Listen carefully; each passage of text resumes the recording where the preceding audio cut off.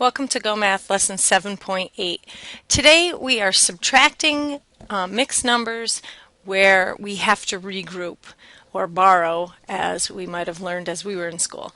So today when we look at these, we can see that I can't subtract 2/3 from 1/3, so I'm going to have to do something different. And we talked about that there are a variety of ways to do these problems, and so I'm going to do a couple methods here for you as examples. So the first thing we can do with this one is we could change this to two fractions, and the first fraction would be a fraction greater than 1.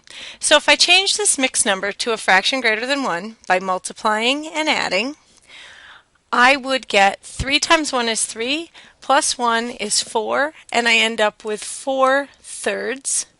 And I never do anything with the bottom mixed number or fraction, I just bring it over, minus 2/3. And if I subtract 4/3 minus 2/3, I get 2/3.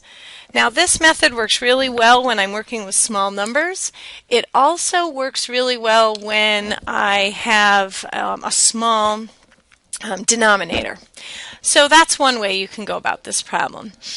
One word of caution with that method is sometimes you end up with an answer where we have an improper fraction or a fraction that's greater than 1, and then you'd have to convert it back to a mixed number. For this one, number 3, we're going to borrow from the 4. We're going to take 1 away. So we end up, you take 1 from the whole number, so now I have 3.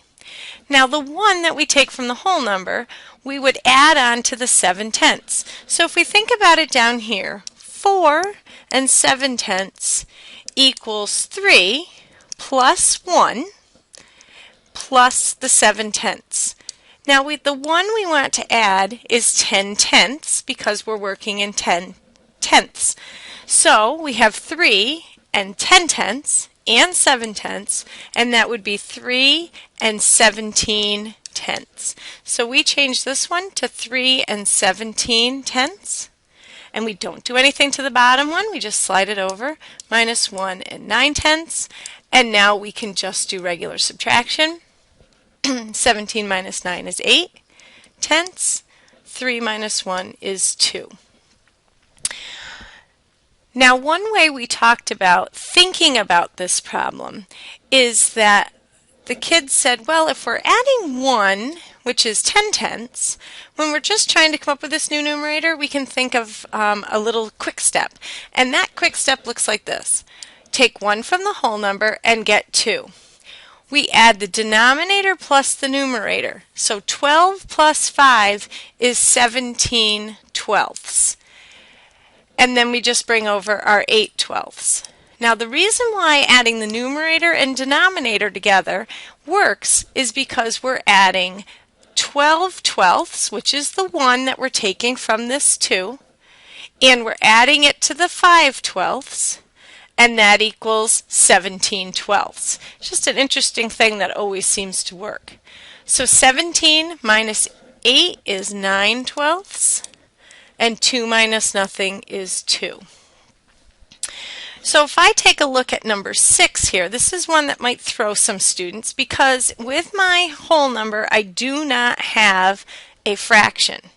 So I'm still going to take 1 from my whole number, so I'll have 1. And that other one, because 1 plus 1 is 2, will be written as 4/4. So this is 1 and 1, which is 2, minus 1 and 1/4.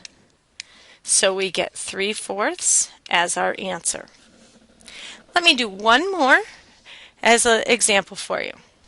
So we can't subtract 2/5 from 1/5, so we take 1 from our whole number and get 3. We add our numerator and our denominator and get 6. We keep our denominator of fifths. And then we just bring over our second mixed number. And now we have 6/5 minus 2/5 is 4/5. 3 minus 3 is 0. So our answer is 4/5. So you can change them to fractions greater than 1, or you can borrow and end up with a mixed number with a fraction greater than 1. I hope these tips help.